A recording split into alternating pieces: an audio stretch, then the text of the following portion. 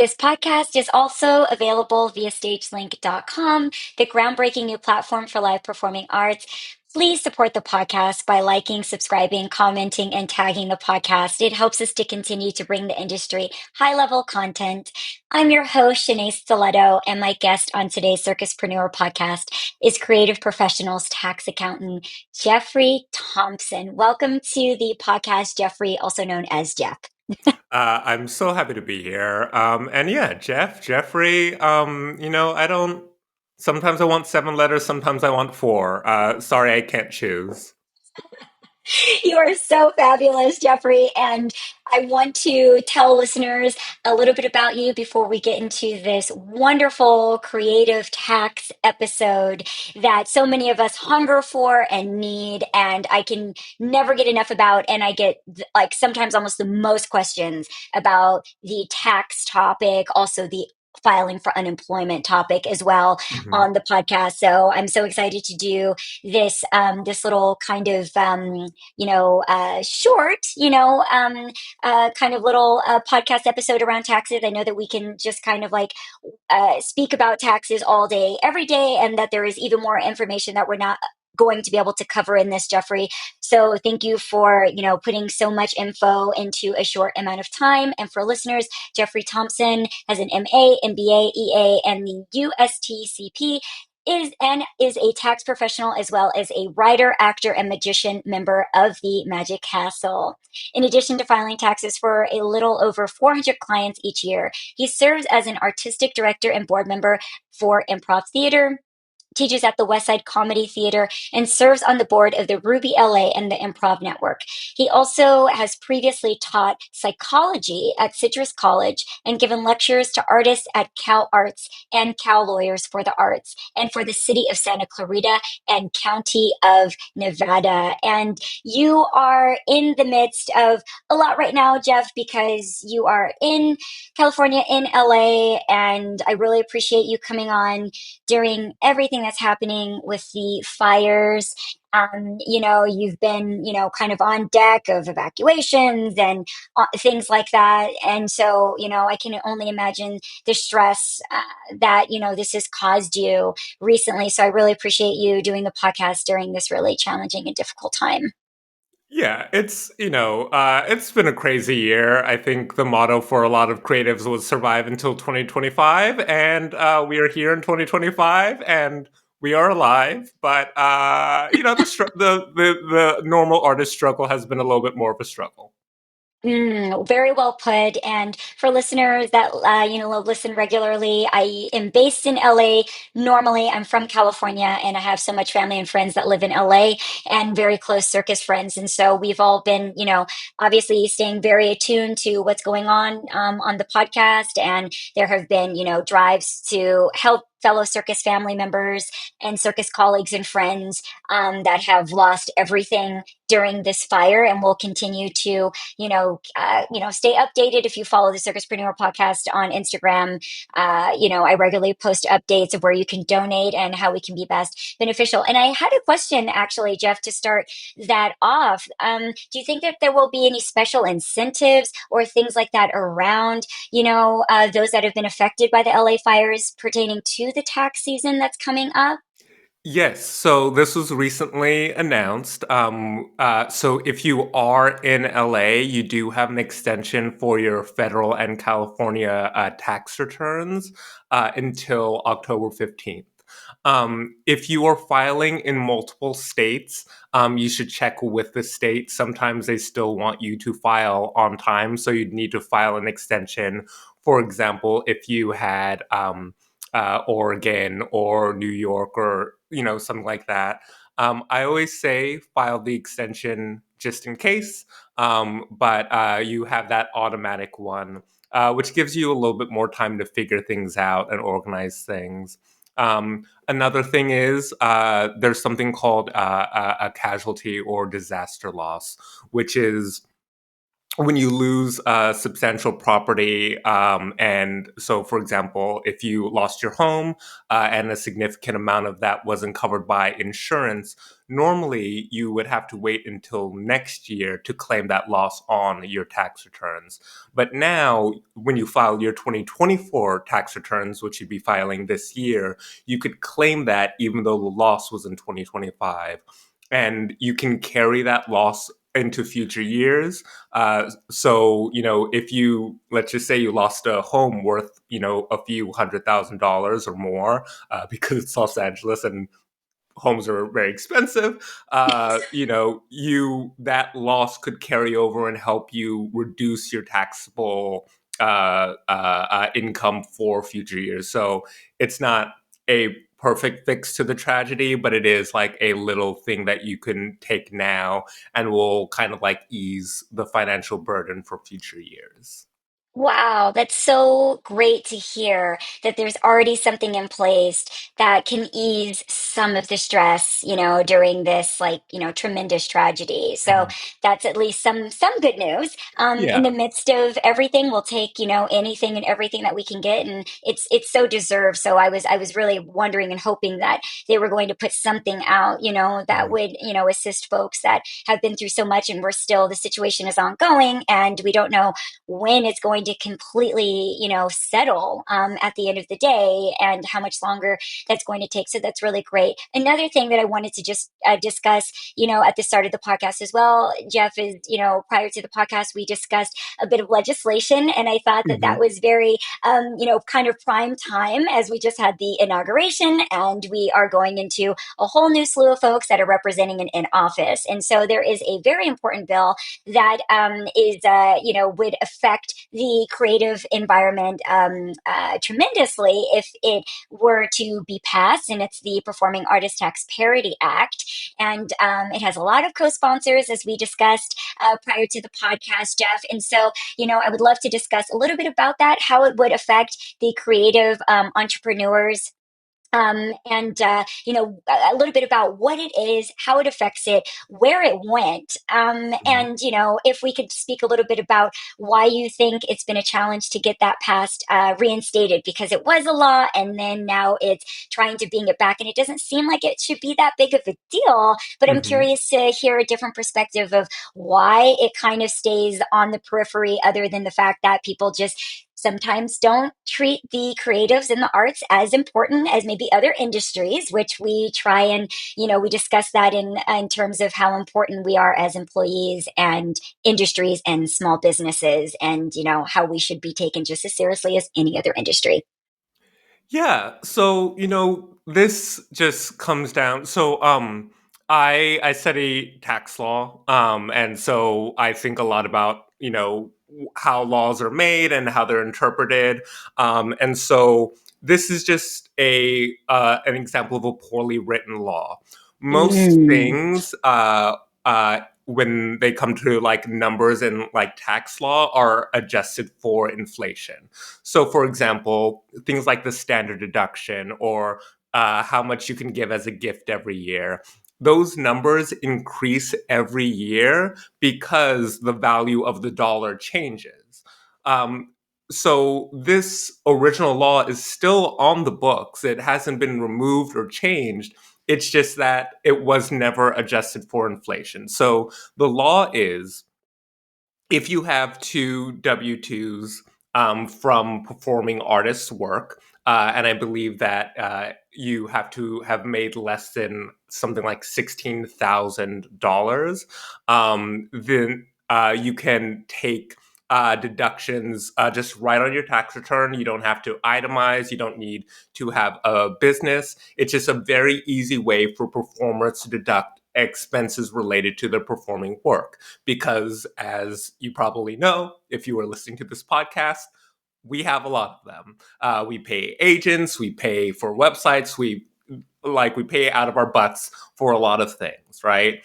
And so it was a very easy way to deduct all those expenses, assuming that your income doesn't exceed a certain amount.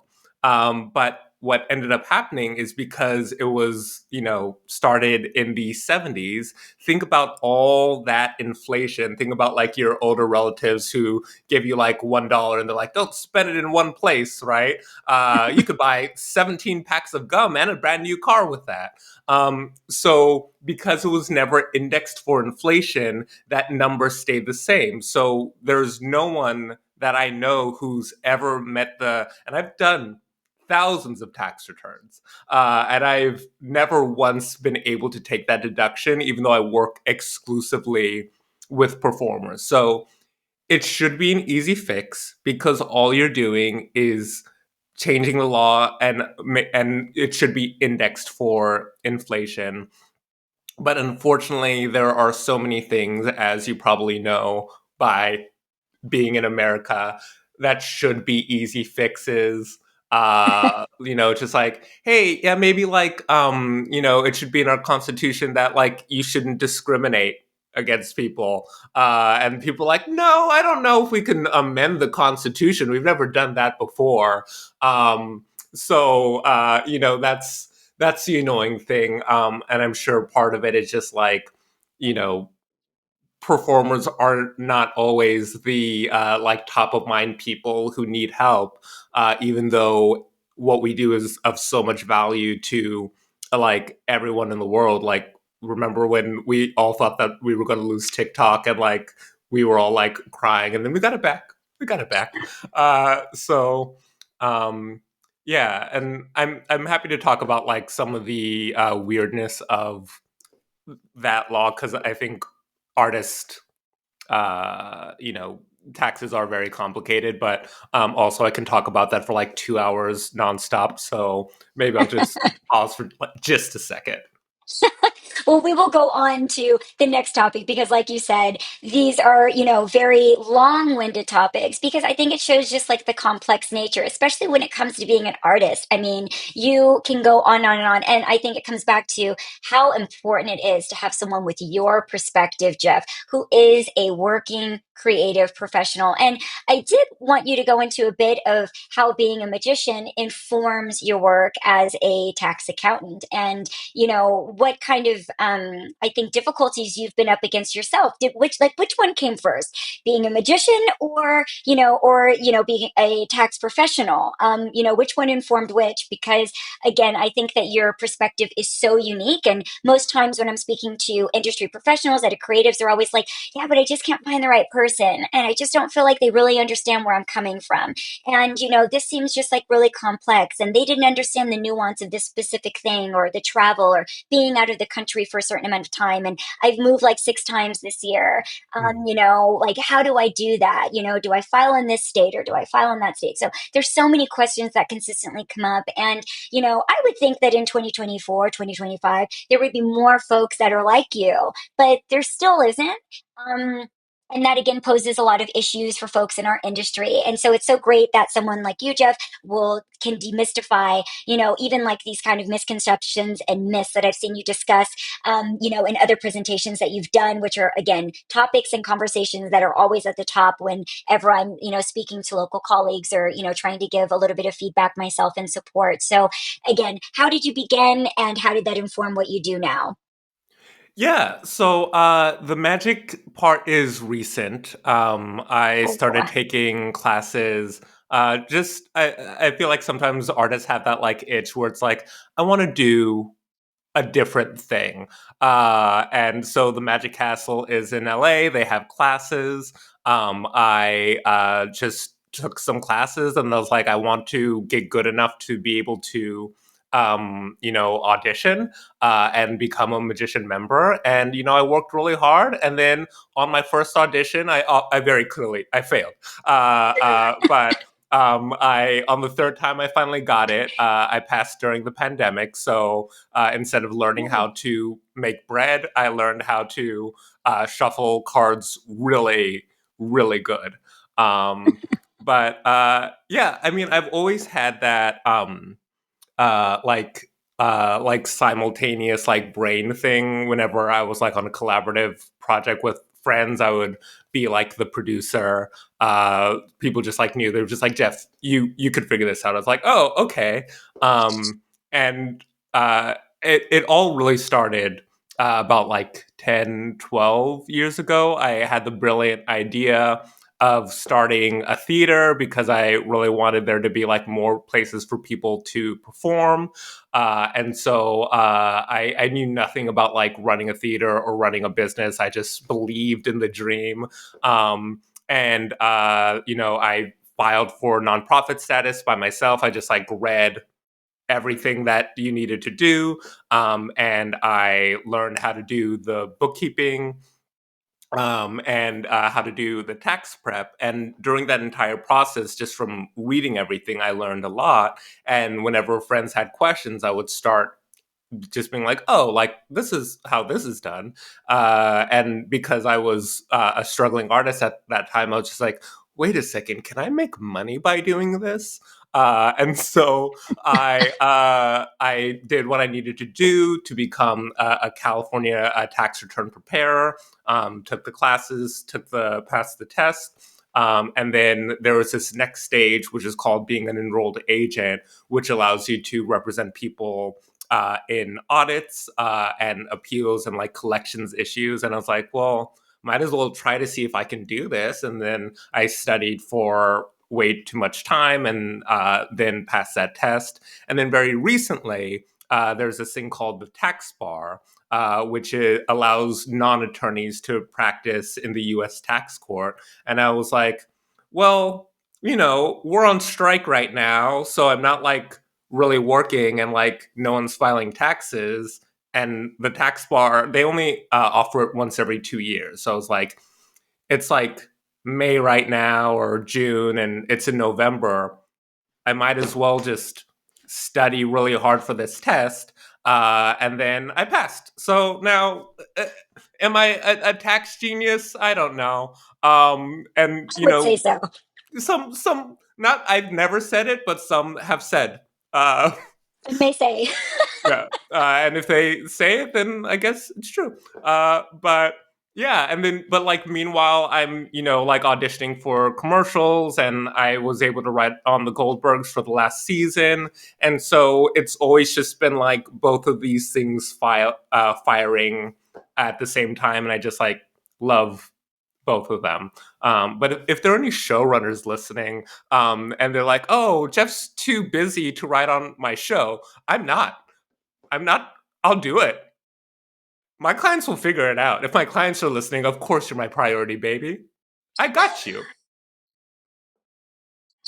For all of those new clients out there, Jeff is available. The man of many, many, many hats. He can help work on your show and then help you to file your taxes afterwards. I mean, it can't get any better than this. That is like one of the most fabulous combos out there. You are just like beyond a triple threat, Jeff. And so I love the background. I love how you got into it. I love that you are now this like tax genius and you have like this really multifaceted brain that can help all of us and anyone listening in, that would like to employ and hire Jeff. His, information will be in the show notes so that you can potentially come together and work together because it seems like you are just so, so much and you have so much insight again into this mammoth that can be really overwhelming for a creative as an artist, especially if you're just, starting out. But even if you're not, I'm someone who's been doing, taxes as a creative professional for so many years. And, each year, it's a challenge. Even working with the same tax prepper, that needs to stay informed and that needs to know what's kind of going on in the world. And so, in kind of a nutshell, again, Jeff, for this kind of like mini introduction into what you do and what you can provide, can you go briefly into the misconceptions or the myths? For creative professionals out there in terms of, doing taxes, they're the things that you hear the most from creative professionals where you're like, that's not a real thing, or like, or why do you think that, or that's just something to scare you, or that's not as important as you think, or that actually is much more important than you Yeah. think when it comes to doing your taxes. Um, I think one of the things that stresses me out the most is when people feel like they have to form an LLC or an S corp to take any deductions. Mm. So especially in California, it's $800 a year to form an LLC. Even if you form it for a day, realize it's a mistake, and close it, you usually owe that tax. So it can be a very expensive mistake, and a lot of us don't think of ourselves as a business because they think like you have to be a corporation to be a business. But if I go outside right now and I start selling lemonade on the corner, I'm a business. Even though I filed no paperwork, I haven't applied for a business license. So all the income I receive is taxable income. All the expenses that I incur are deductions. I don't need to do anything to claim that. So the difficult split, and this goes into like myth number two, is that you need to be making a lot of money or any money to like claim any expenses. um no, you actually don't. Now, some people, there are various versions of this other myth, which is like the after 3 years, if you don't make any money, the IRS will like shut your business down, or you'll be audited, or there are various versions of that. The To be as succinct as possible, like if you there's a 5 year period, right? If 3 out of those 5 years you're not profitable, then the IRS will assume that you might be a hobby and not a business. If you're a hobby, then that means you have to report all of your income, but you can't take any expenses, right? If you're a Mm. business, you can take, you report all your income and you can take any expenses that you incur, even if you operate at a loss. So, but that's only an issue if you're being audited, which doesn't happen very often. So a lot of people think that like they're going to get a call after year 3 or year 5 from the IRS, but it's just a matter of what the business is. And also, there are rules for auditing people in entertainment, and the IRS knows in general that you like are very likely to go from 1 year you make $150,000, and then the next year you actually make zero. And so Um, they are not going to, me as a tax person, if I go from making 150 to zero and I still have the same number of expenses, they're going to be like, Jeff, you're committing fraud. But an actor or writer, they're like, oh, that's just normal. So Mhm. don't be afraid of being audited. It's an unpleasant thing, but if you spent those expenses and you are actually, doing the right thing, then you should worry slightly less. And then the last thing that I think is like the big thing is you can't deduct everything, but you can deduct more than you think you can. I There are always two different categories of people where they're like, well, I work from my house, so my entire rent is deductible. And I do have 3 roommates and we split the rent, but I'm going to deduct the entire rent. And I'm like, no. But then there are other people who are like, well, I paid for a website, but I'm not going to deduct it because I don't want to get audited. And I'm like, but you're okay. Like you paid for yeah, that. You have the receipt. It is related to your business. Like it's not any. You're not like doing anything fraudulent.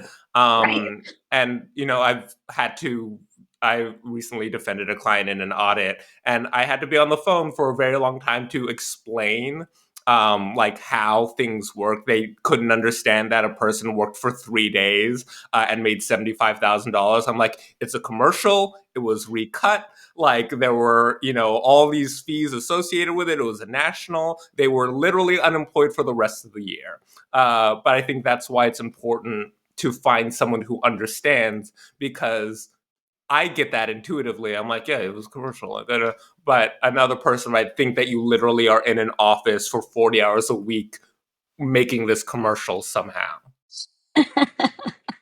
And what would you say to artists that are maybe thinking or have thought of doing their own personal taxes instead of employing a tax professional? Or, what advice would you give them if they don't have access to someone like you, Jeff? They have a more traditional tax accountant who maybe doesn't understand the ins and outs of the business, and they want to make sure that they're protected and they represent themselves properly. Because I've even heard of folks that they leave out those important things, or they leave out the nuance when they are filing taxes. And having conversations with them, I'm like, well, you didn't really understand the environment like what you just did, and you need Yeah. to give them context, because so much of what we do is about context. Even though it can be exhausting and take a lot longer, it really pays at the end of the day to over explain yourself, which I have learned very much myself as being a creative all of these years filing taxes.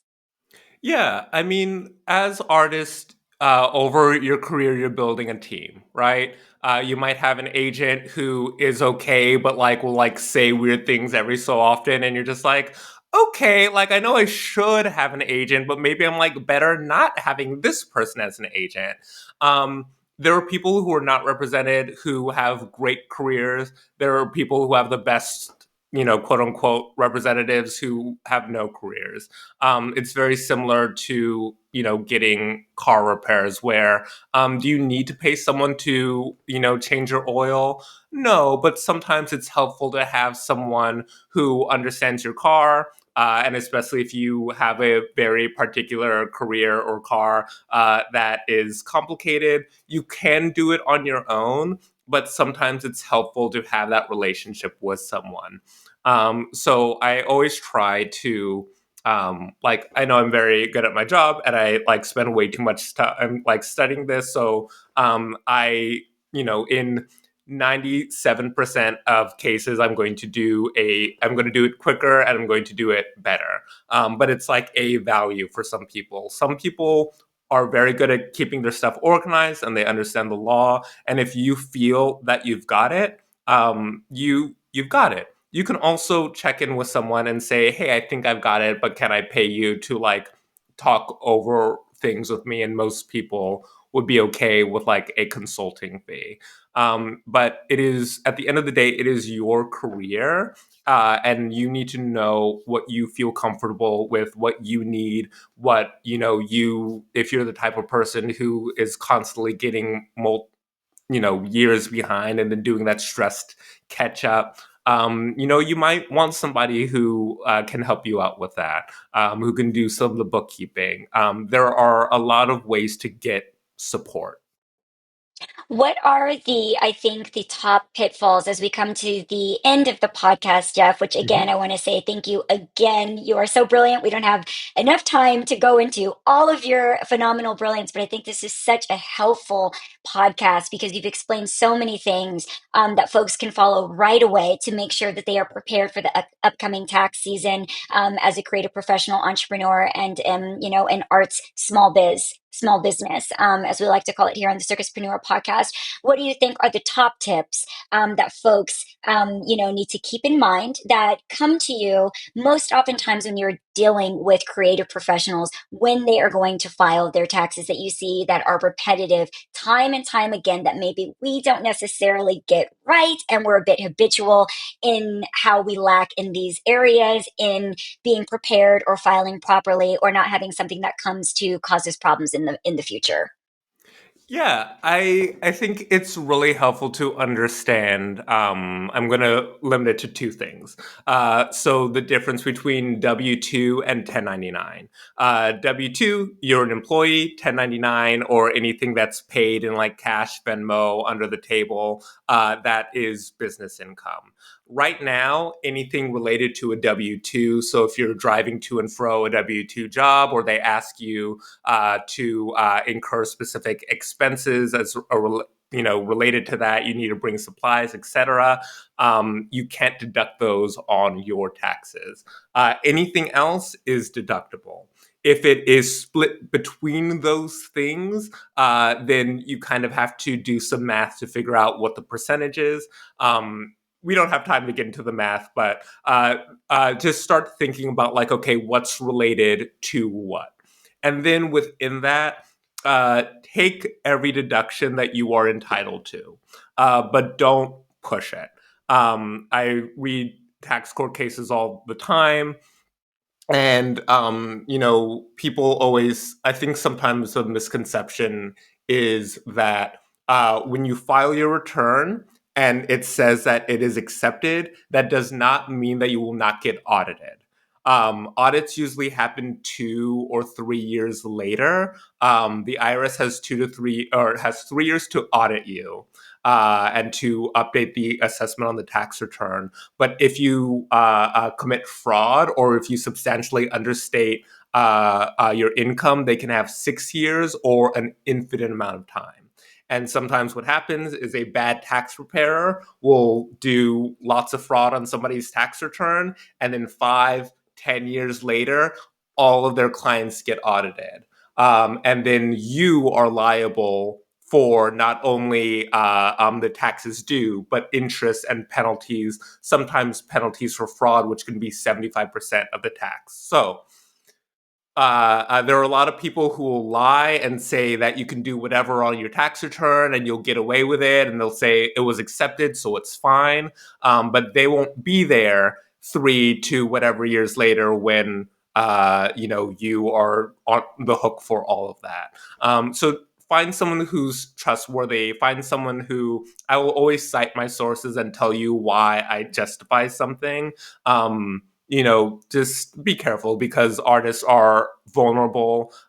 We trust, we love, and we get taken advantage of in many ways. It's your career. Do what's right for you.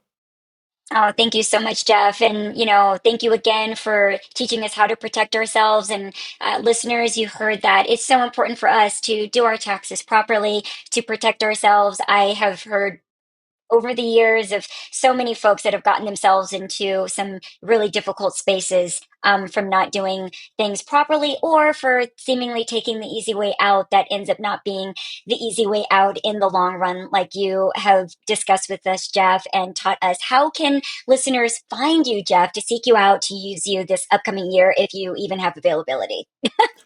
I do have availability. I have a really great staff who helps me out. Okay. My name is Jeffrey Thompson. If you type in Jeffrey Thompson tax, I'm sure I will pop up. That's the easiest way. I don't really do social media. I know I should, but I'm getting old. I'm getting old, guys. I'm sorry. Just email me, send me a letter. Fax is great. I think my fax number is 818-322-1804. Just try to fax me and see if that works. And Jeffrey's his website will be in the show notes, and you can email him directly through there as well. And you can also mini fax him on your phone, like I do with folks that still accept faxes. So you don't have Perfect. to go anywhere. You can just use your iPhone. It's an app. You can even probably do it for free, or it costs you $1 a fax. Thank you so much again, Jeffrey, for this brilliant, brilliant episode. We really appreciate having you as a guest on the Circuspreneur podcast. Please continue to also stay safe and stay healthy in this very difficult time of need. And I will close the podcast out with this Circuspreneur podcast is also available on stagelink.com, stagelync.com, the groundbreaking new platform for live performing arts that provides unmatched access and connection to this vibrant world of shows and entertainment. If you're a professional in the performing arts, visit stagelink.com/pro. stagelync.com/pro. StageLink Pro offers industry professionals higher visibility, networking opportunities, and tools to support and enhance their careers. Until next time, everyone, I'm your host, Shanae Stiletto. Thank you so much for tuning in to the Circuspreneur Podcast. Please stay tuned for the next episode.